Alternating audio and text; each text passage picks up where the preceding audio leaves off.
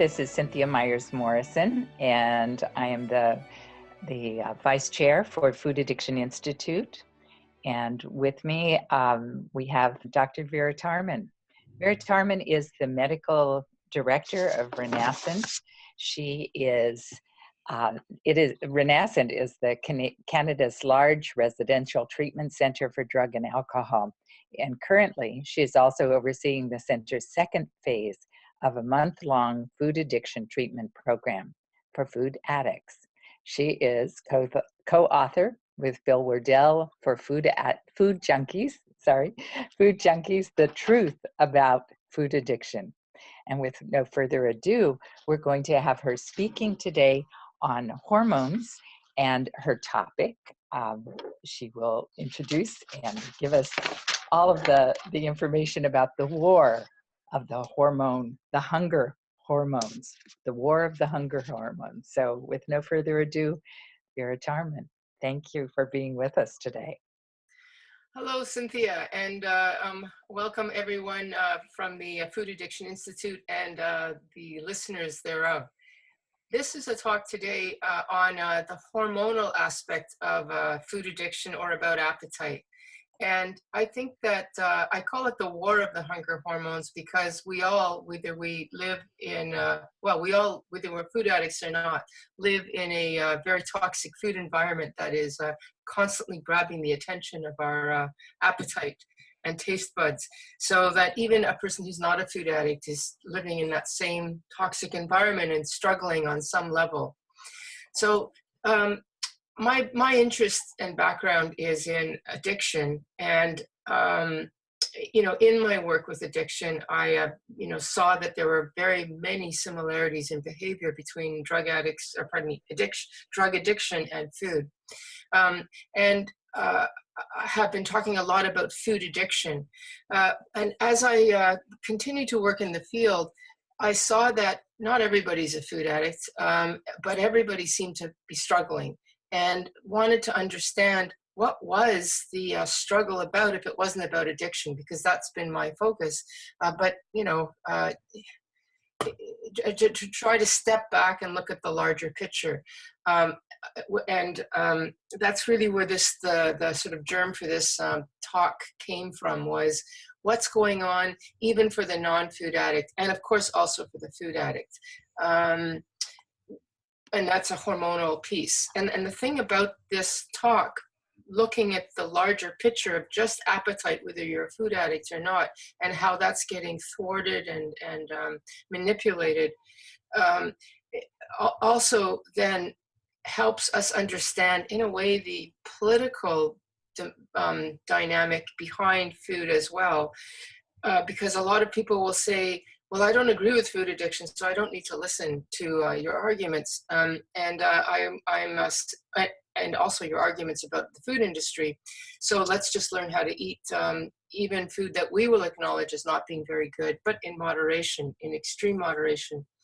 And I want to say, look, even if you don't agree with the principle of food addiction, you probably do at least agree with the principle that some foods are addictive, and that they can be manipulated, maybe not in the same brain neurochemical way that addiction is, but on the other way, the hormonal aspect. So let's look at the larger picture that includes you too, basically includes anybody who lives in 2017 and onwards, because I see this as just getting worse. With the cunning nature of the profit nature of the food industry. And the other thing that's useful, I think, about knowing this information is that when you speak to a clinician, a medical clinician, and that might be anybody from an endocrinologist who's a specialist in hormonal therapy. You might be speaking to a bariatric surgeon, or a bariatric clinician, somebody who's working with an obese patient. You might be speaking to an addiction doctor. You might be speaking to a dietitian or a nutritionist. In the traditional form, I'm not talking about people that I would say are more enlightened, like our friend David, but in the traditional medical model form, they are usually coming from this endocrine hormonal model. And I think it's useful to know this information so that you know where they're coming from, what their language is, what they actually agree with us on, and where there is the difference. So that's the preliminary of this discussion. So that's a picture of my dog there, wondering about if this food is safe. But anyway, the topic is the war of the hunger hormones, because even without the addiction element, there's still a struggle and a tension between eating well and not. And, you know, we just need to look at the obesity rates. Not everybody who's red and purple here is a food addict, but we are all succumbing to the food industry and its manipulations.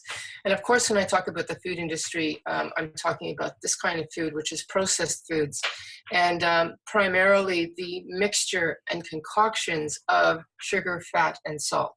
The various many forms that trio can take in this way. And although some of the foods, a lot of the foods that we eat that are natural have sugar, salt, and fat, it's the combinations and the potency of these foods that, even if it's not looking at the addiction piece, but just the hormonal piece, will still overwhelm the body. From a medical, clinical point of view, we don't look at pictures like this. For some reason, the focus tends to be more on the victim. We look at the medical conditions, and that is my own pet peeve when I see things like this. You know, we look at this and we ask the person, here are many medical conditions that come from what's called metabolic syndrome, which I'll be talking about in a little while. Basically, the effects of sugar on the body, various ways.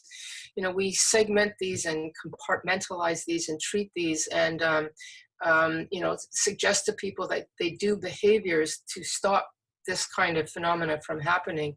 And as long as we keep looking at the consequences and not at the cause, we're going to continually blame the victim rather than the perpetrator, which is the food industry. Back to this picture again. But anyway, where we are today in the medical model is this picture.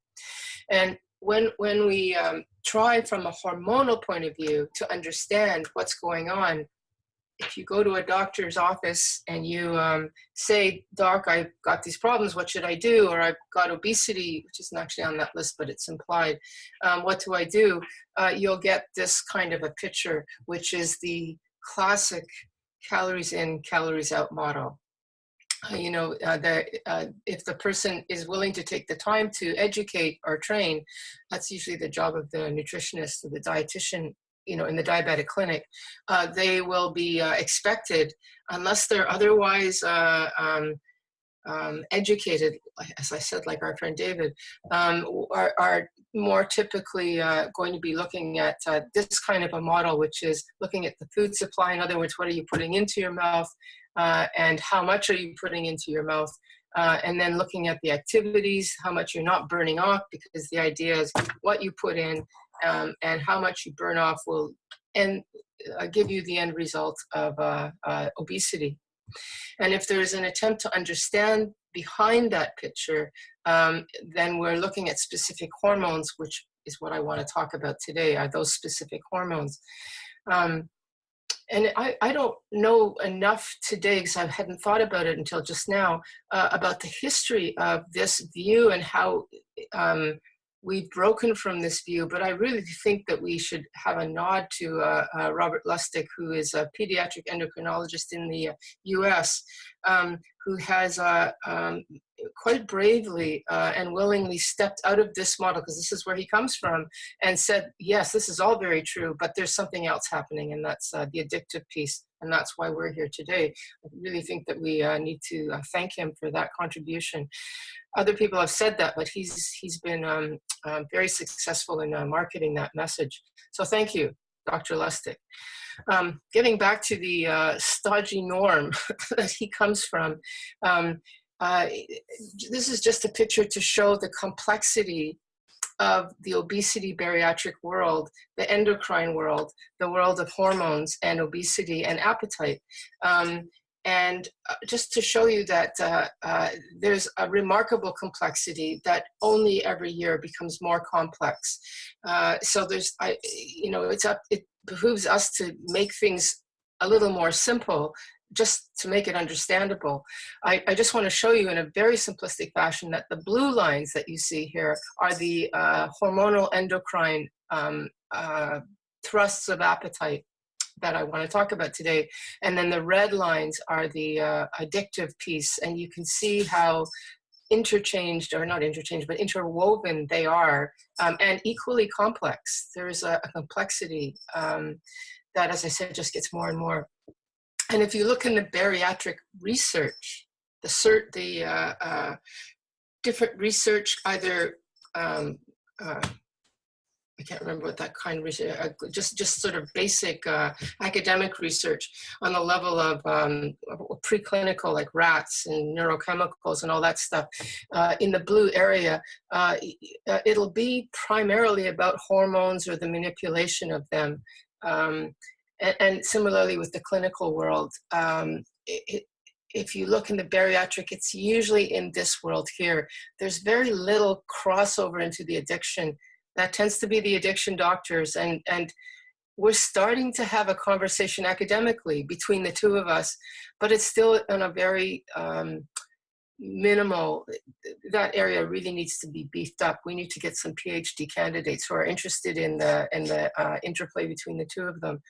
Mostly, we're seeing more and more developments here, neglecting this, unfortunately. That's how I'm seeing it.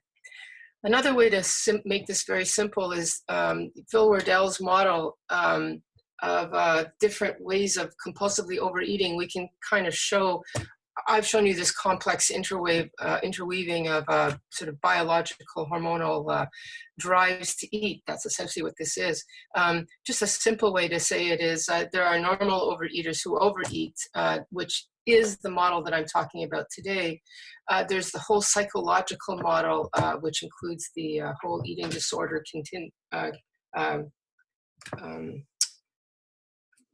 the whole eating disorder world, which includes anorexia to bulimia and binge eating disorder. I won't be talking about that at all today.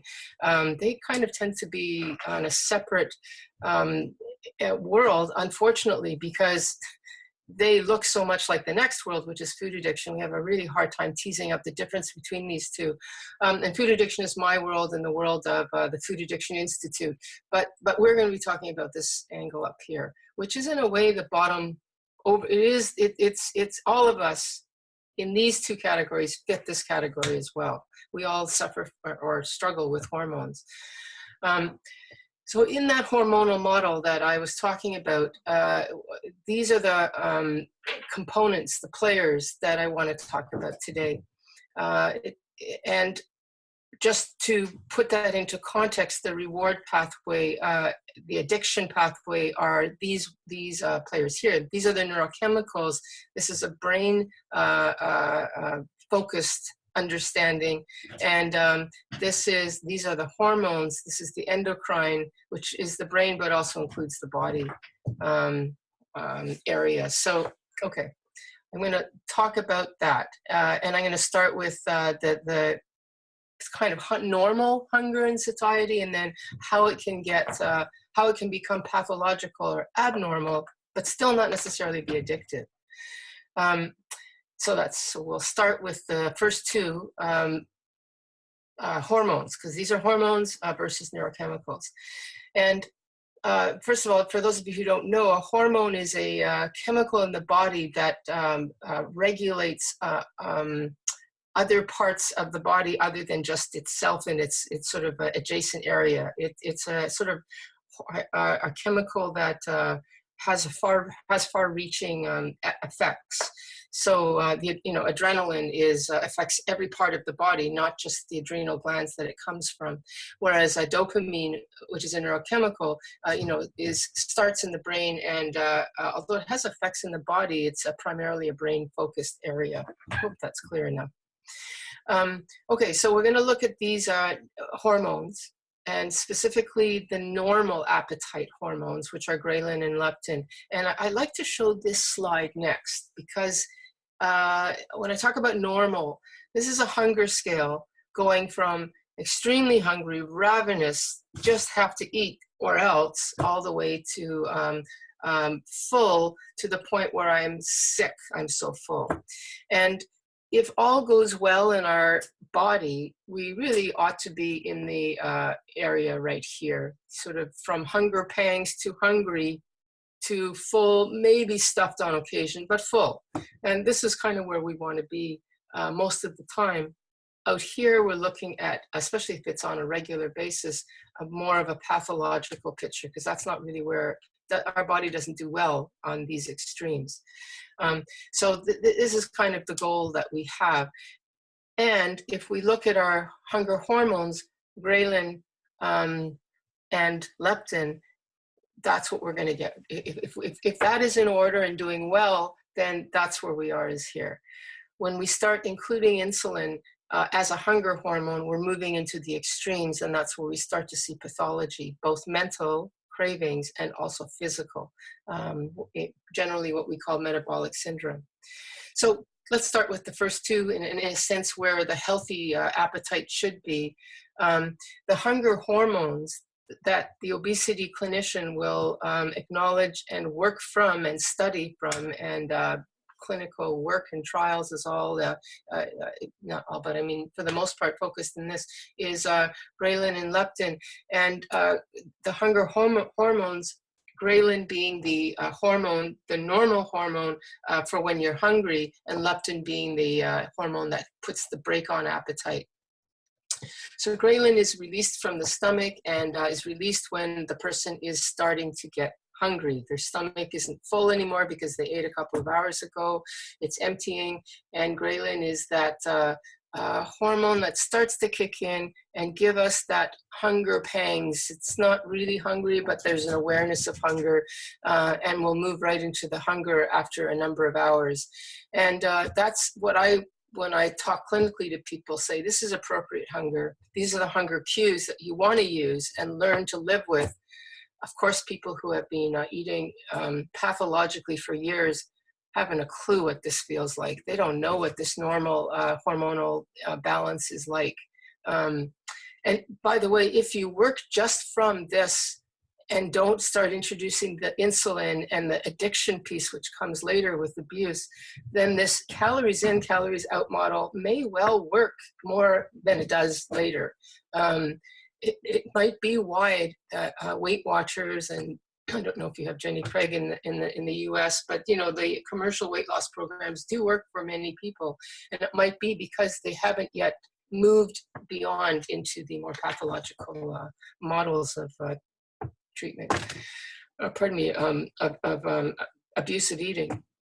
So great. And leptin is the hunger hormone, or pardon me, the satiety hormone that kicks in when the stomach is filling up because you're eating, and it kicks in about 20 minutes later, and is the reason behind the sort of grandmotherly advice that you've heard for years, which is eat slowly, chew slowly, let yourself eat over 20 minutes because it'll kick in.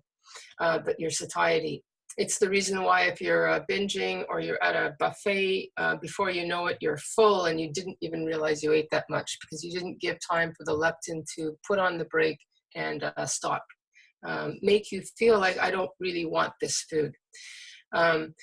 It's the reason why if you go to a buffet and you're on your second plate of something, you don't want it anymore because your appetite is sated on that. And then if you find, well, I could still eat something else because you see something else there you haven't tried, that's not hunger anymore. That's inspiring you to eat. You may feel hungry still. Suddenly you discover you have a second hunger or more hunger, but that's actually not ghrelin and leptin. That's actually now kicking into the dopamine, potentially addictive realm. Maybe not addictive, but at this point in your career of eating, but that you're moving into that realm. So ghrelin, leptin are a nice balance, and I think that if we ate not in the engineered food toxic environment that we have today, I think this is where good health would be, and natural foods would work very well with this. So that is, we're in this realm here. when we get into these realms, the extreme ends, the extreme hunger, or the eat so much that you're full, far beyond the alarm bell of leptin saying that's enough, we're now moving into another chemical, which is insulin. And I'm just going to move down here. So this is just a review of what I've said. Leptin suppresses appetite. Ghrelin increases appetite. It's a very nice balance. And when the body is attuned well, eating well, it works. It really works. And I always say when people don't know what I'm talking about, because I tend to work with food addicts who have lost their hunger cues, how many plates of Brussels sprouts can you eat?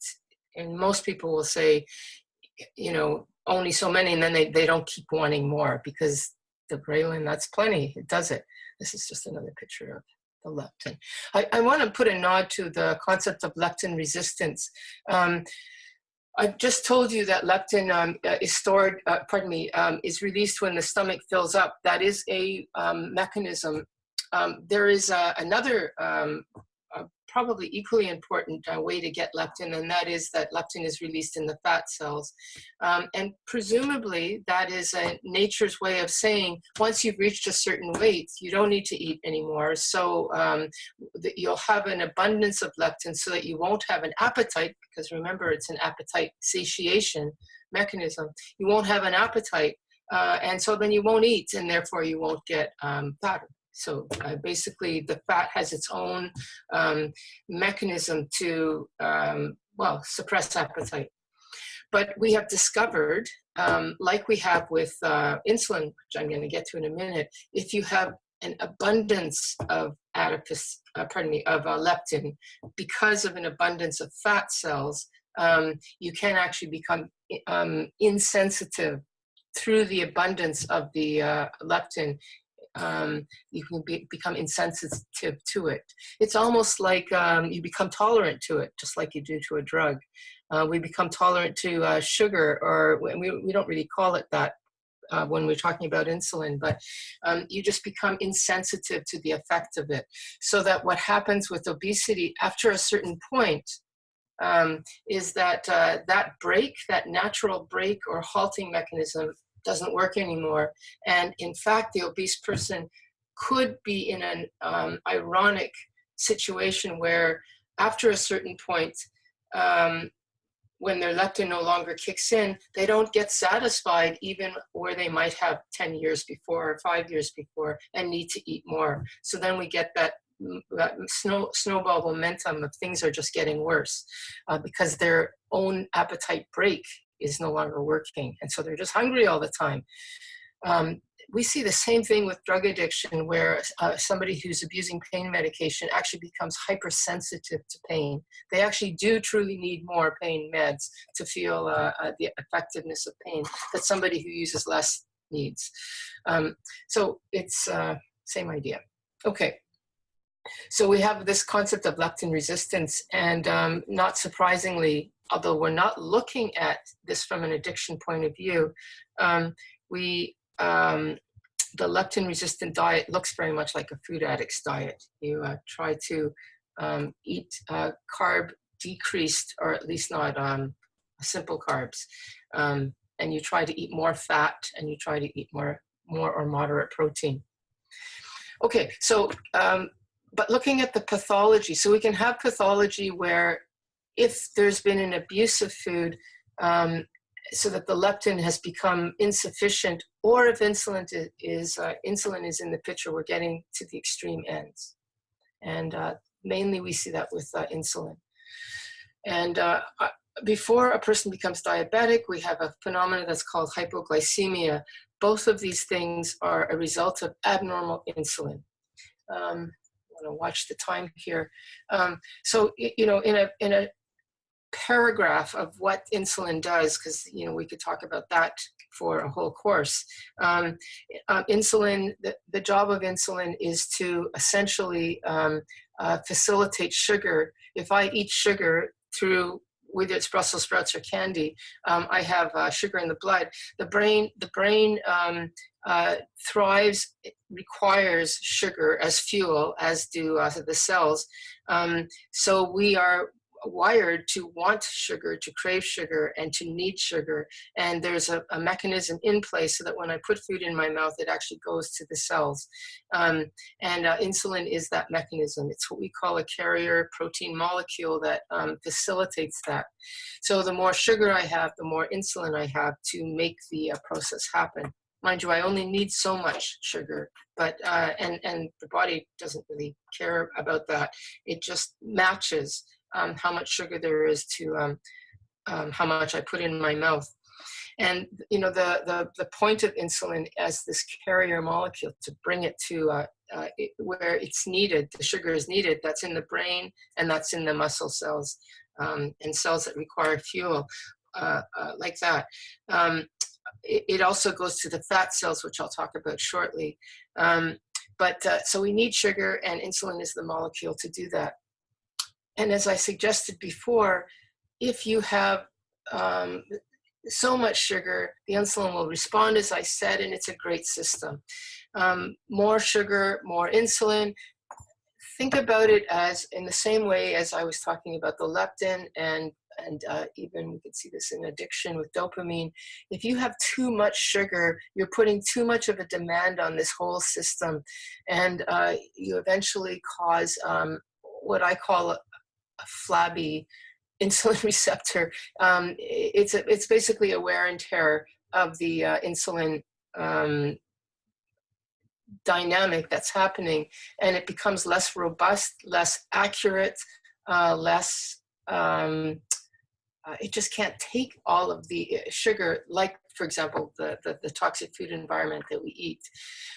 My estimation, and David could argue with me, like somebody who's well-versed with nutritional and dietary needs, could argue with me that I'm wrong about this. I'm not sure about the exact, but I usually tell people that we could probably, in the form of sugar, handle very nicely all of the vegetables that we eat, and maybe in terms of fruit, 1 or 2 apples a day. It's kind of like 1 or 2 glasses of wine a day.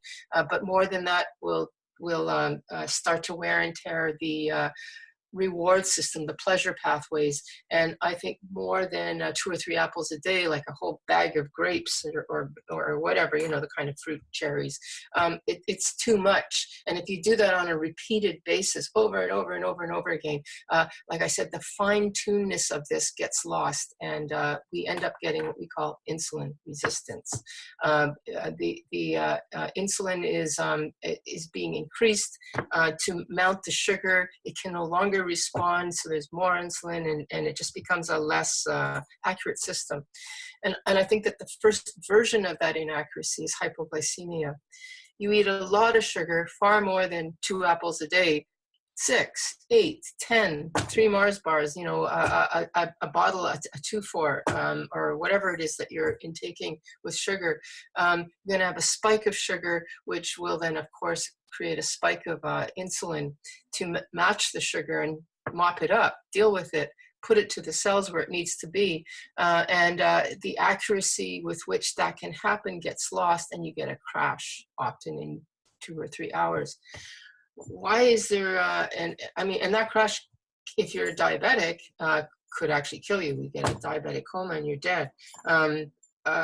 Why does the body not stop making the insulin? I have, from my readings, come to an interpretation that there is a belief. It's an image, it's a metaphor, but it seems to work well, that sugar is essential to get to where it has to get to, brain cells in the body. But it can't stay in the blood system for very long. It creates damage to the blood vessels. And I like to liken it to the metaphor of glass shards in the vessels. Sparkling crystals that are going where they need to go, but if they stay in the vessels for too long, we do know that they cause an inflammatory response in the attempt to heal that, which then creates blood vessel disease, which we call cardiovascular disease. or high cholesterol, or all the things that I'm going to get to in a minute. So the danger of having too much sugar in the blood, not good. And so the body wants to pump out that insulin, get rid of it. So we have this high of too much sugar because you're getting this flood of sugar, which creates energy, have lots of energy. It creates a flood of pleasure, which is the link to the reward pathway, which I will get to shortly. And then you have this crash after a couple of hours because the insulin has been mopping it up, but a little bit too much. And now we've got this crash of no sugar, no fuel for the brain. And you get that fog head, irritability, and all the rest of it. Now this irritability, and by the way, not just irritability, but cravings, hunger. This is the extreme hunger that we were talking about here. Here's the extreme hunger. Why do we have extreme hunger? Why do we have extreme desire to eat? Why do we have cravings beyond the point of normal, to the point where we'll binge more than we eat food more than we need to, certainly eat more sugar than we need to, is because this here is low fuel for the brain and will cause the brain, I would guess at this point, doesn't know that there's a curb, which tends to happen with a non-diabetic. Your sugar will only go so low. You'll get the beginnings of a comatose reaction. The diabetic doesn't have the curb, and they may actually go down into what would be normally a 3 to 7. I think the Americans use a slightly different rating, but in Canada we say a 3 to 7 range, or 3.5 to 7 range. Could be now down to 3.3, 3.2, 3. You're getting into this, oh my God, I can't stand this feeling. And then for a diabetic, it can drop down to 2 or even 1.5, and then death. No fuel, no brain working, death. And as that process of slow dying, it's essentially what it is, happens, there's a huge stress response and craving and everything kicking in to say, get food in. And there is a real survival instinct mechanism that comes in. When a person is ravenous, they feel like they're eating to save their life. They may know that that's not true, but it'll feel that way. It will feel that way. And that's the hypoglycemic crash, which the diabetic doesn't have a curb to and can actually lead to death. So that's the explanation for this extreme hunger, is the fuel is going down and it's like, oh my God, I gotta, whatever. And then you'll eat so much and forget about it's time to stop 20 minutes later. You're working outside that box, basically, that safe box. So that's the extreme hunger piece, and that can all happen without addiction. Now, I just want to go back up to show you the link here. I've just talked now about ghrelin, leptin, insulin. Ghrelin, insulin are the hunger hormones. Leptin, the break satiety hormone. And these are, I've just explained what they are. The link between these and the reward pathway is important, even if you're not an addict. Everybody, if their ghrelin and insulin are high, their dopamine is also high. The link is that these two will turn on dopamine, because if I'm hungry, I have to eat, and therefore I need to be motivated to make the effort to go and eat. I need to be motivated to cook, to actually chew, to do all that stuff. We know that when we have a cold and we don't want to eat because there's no pleasure in it, you have to force yourself to eat. So you can see that there's a real motivation to eat. And the hungrier you are, the higher that dopamine kicks in. And if you're in the insulin extreme end, that food is looking really good because the dopamine is really high. And I'm actually convinced that that is the pathology behind anorexia, is that the person is so hungry, the food is so tantalizing, that in itself, the anticipation of that and the excitement of that is high, that we call anorexia, or the food addicts will call anorexia. Okay, so that there's that link. Now, I've just explained a bit about the cravings and the hunger itself. Why do we care about all this? Because we're going back to the world of obesity and doctors who are looking at this whole phenomena and trying to understand why their patients are basically looking like this, causing all these conditions, and are working from the framework of the hormones, which they can, because like I said, that is an overlay for all of us. We have discovered that when you become insulin resistant, in other words, the body has to, while the sugar is coming into the blood, it's got to get ferried off to the brain and the cells through insulin. And if you eat too much sugar, we don't need that much sugar, but we can't leave it in the blood. We can't leave the unused stuff in the blood. We have to put it somewhere. There's a certain amount that can be parked into things like glucagon and whatnot, but there's an excess amount because we're not just eating 2 or 3 apples a day, but a 2, 4, or 26er, or the equivalent version in food, which would be maybe a binge of, some kind of box of donuts or something like that, multiple muffins, whatever. Anyway, what's happening is that has to get parked somewhere, and it gets parked into the fat cells. So in a way, the fat cells, here's an example, are a temporary mechanism of savior. We have 2 types of fat cells. We have what's called a subcutaneous fat.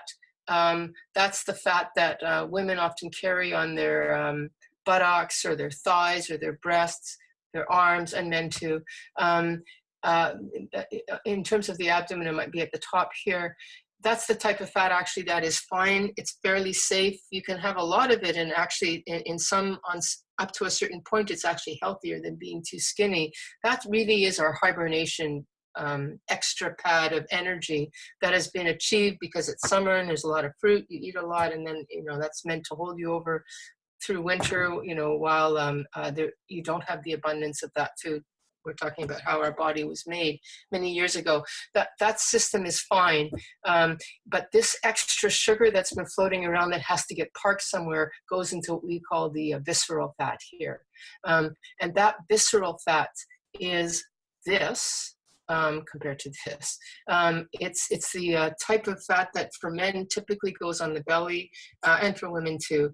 And they can be thin except for that visceral, basically, I call it a toxic waste, the toxic waste syndrome. It's a temporary measure, but it's causing a lot of damage, inflammatory response, and basically can be understood as the mechanism underlying everything that happens with long-term obesity. Everything from certainly mood disorder and psychiatric stuff, all the way to the primary ones being diabetes and a fatty liver disease. Those are the 2 big ones. But cardiovascular disease, many conditions. Lustig and others, Gary Tobes are now talking about how it could also be the predecessor or the precedent for Alzheimer's and even cancer. So, we're exploring essentially the consequences of this excess sugar that's being parked into visceral fat and causing these consequences. So the doctors care about this. They're not really looking at the whole craving dynamic, which has been overtaken by excess sugar, which is thanks to our food environment. In other words, the best way to solve this is not to treat all these conditions. I suppose once they're there, you want to help the person, but the best thing is just to put a curb on the sugar and put a curb on all the foods that are creating this from the first place. But if we keep blaming the victim, that's not going to happen. Consequently, that's why we exist, the Food Addiction Institute, to point the light where it should look. I want to just take about, Cynthia, I know that we're getting close to time. You're our timekeeper. I want to just move to a few words about other hormones like stress and the sex hormones. The stress response, which it's another issue that we live with in our society, adds to this whole problematic, pathological, insulin-resistant picture. Excess cortisol, that is the long-term chemical that's released under stress. The immediate one is adrenaline, when you're like, oh no, what's going on? You know, you have the shakes and sweats and you're super anxious. But living long-term, the thing that sustains that stress response is cortisol.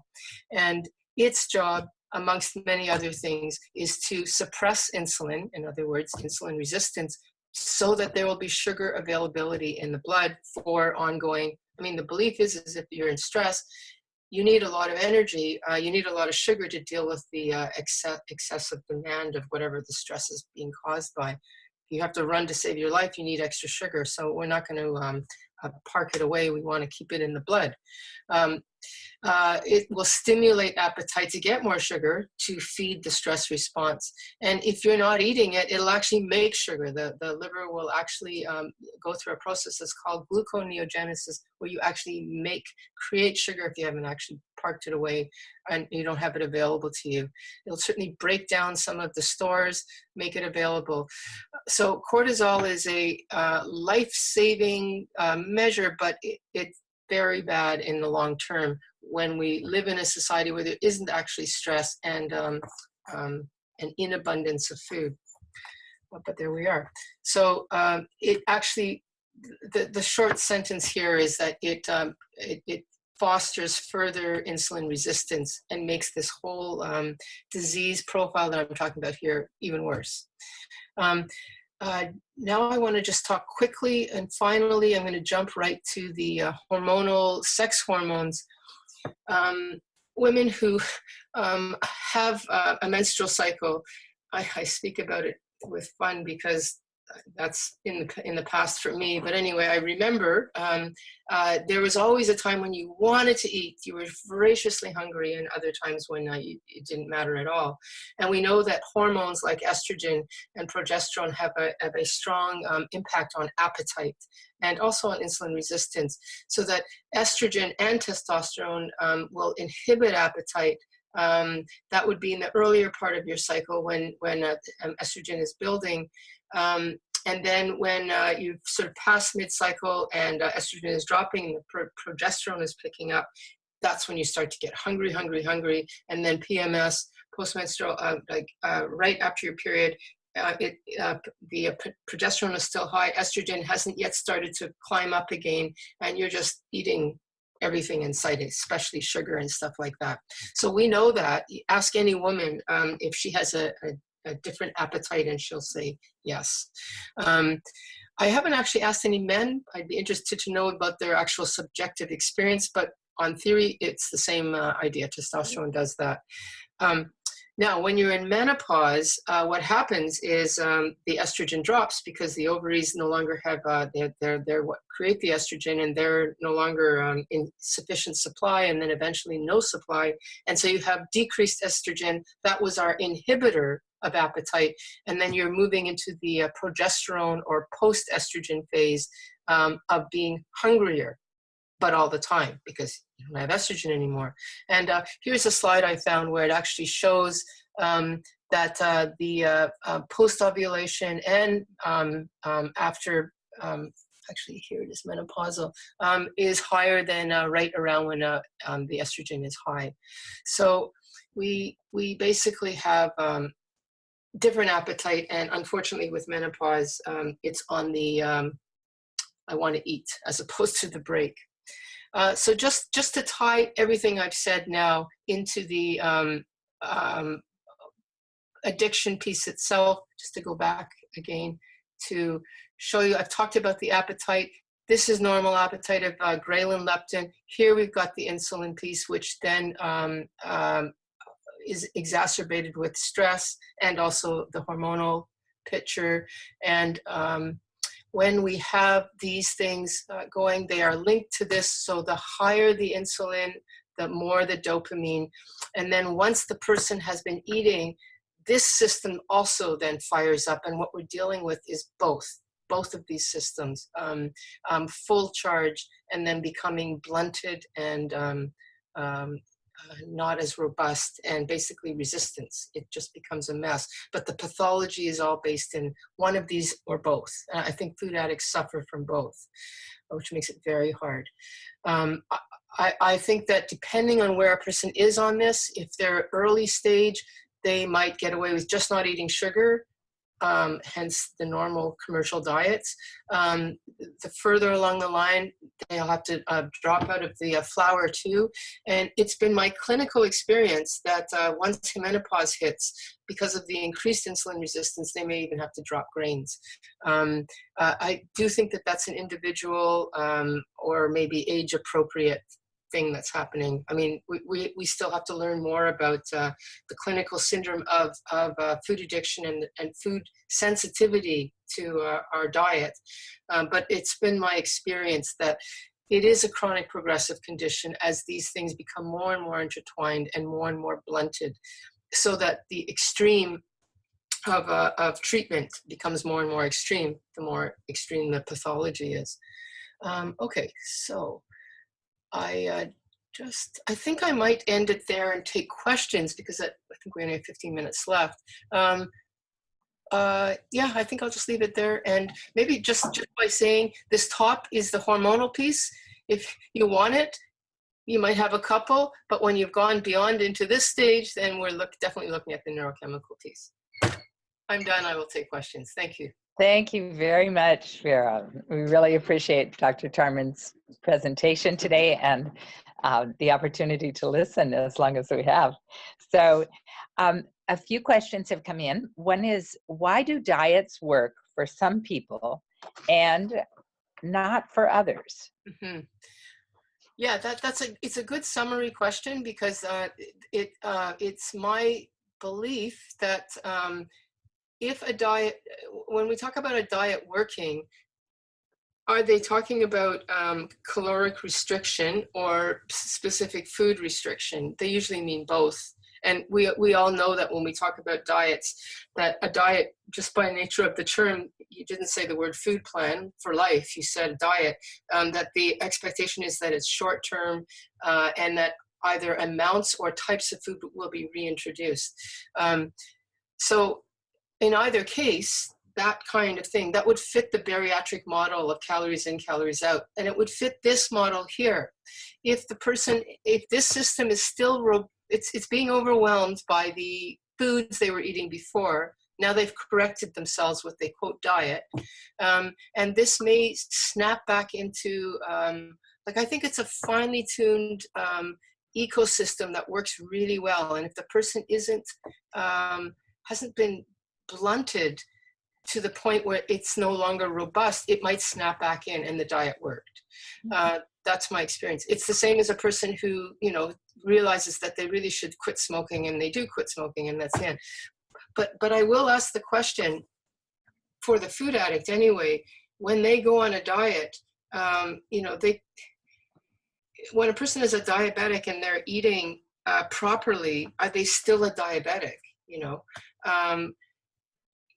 Most people would say, yeah, you're still a diabetic. And you say, well, why? Because your blood sugars are normal. Look, you're normal. The diet is working.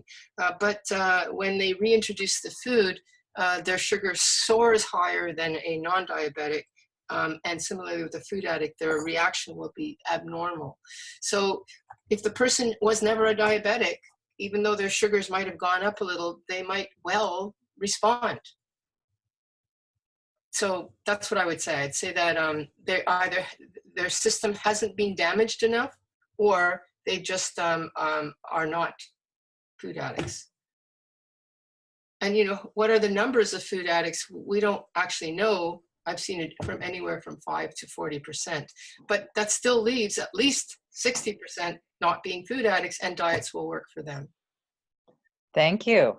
Although, Cynthia, I will say, I'm going to throw this in, I have to. That I'm convinced that with the food industry as we live in it, those where a diet works today may not work in 10 years. I just can't see us living in this system and being able to withstand the damage that we're doing to it. I think anybody's system will eventually become impaired over time. Thank you. So another question, why are some people able to eat grains? You mentioned this a little bit ago, and others are not. Yeah, again, I think it's like a continuum, and is it a reflection of age? Is it a reflection of amount of abuse that their system has taken, and also their hormonal status? As I said, I haven't seen a study, and I'd love to see a study. There seems to be something about the hormones, menopause, where people did very well on a food plan that included only sugar and flours, like removal of those, and could eat grains. But then once they hit menopause, a couple of years later, not only did they start to gain, it's that slow creep of weight. I'm not talking about a lot, but maybe 5 pounds a year, which adds up over time, and also less control over their food choices. So something seems to be happening with that further, more complex grain picture, carb picture. They're just less able to deal with the insulin. That whole ecosystem, I think, becomes more fragile. That's my impression. Thank you. And another question.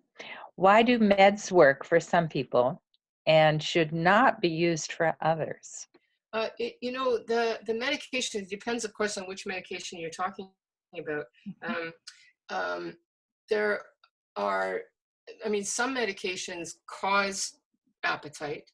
Some are, like if you're a diabetic and you're taking, and your sugars are askew, like really high, really low, if you take medication that moderates sugar, your appetite will be moderated because the appetite hormones are being moderated.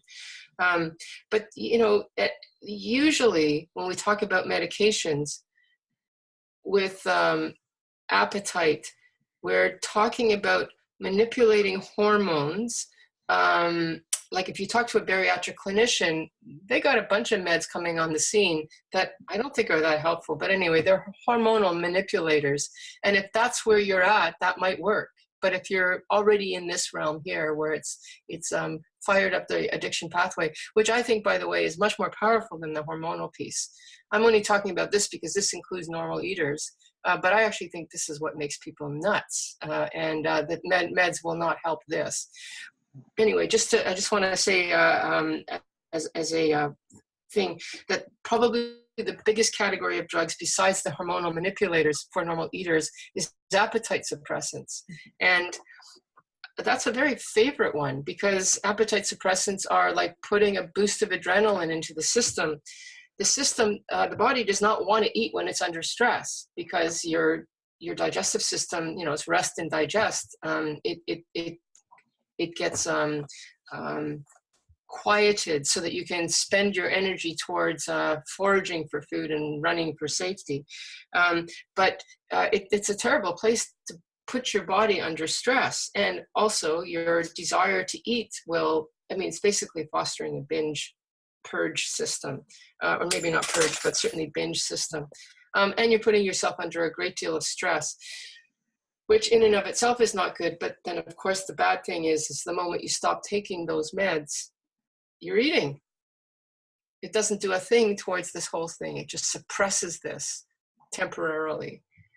In the meantime, long-term use of stimulants is not just cardiovascular disease, insomnia, agitation, but paranoia, all those things, depression. It's not a good solution. Mm-hmm. Unfortunately, medicine, I don't know about the States, I can't imagine it being any different, tends to be quite short-term. The specialty medicine, like endocrinologists and bariatric clinicians, it's about, let's treat this condition for the next 3 months. Well, stress is something that happens over months and months and years. And, we don't really care about years. We care about right now. Get you out of the office. Here's the script. Thank you. I think it's similar in the United States as with Canada. Yeah. Another question with regard to the hormone changes and people's interventions with this. Writing down a basal temperature chart, calendaring when in the month these symptoms might be occurring, when mood changes might occur, those kinds of things. Have people found those interventions helpful? That would be a question I'd have to ask somebody who's done that. I think it's a very interesting question.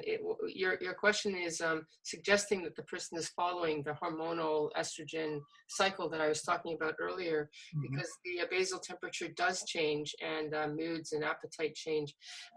Has there actually been any clinical work to monitor that? I think would be a very interesting question. I don't know the answer to that.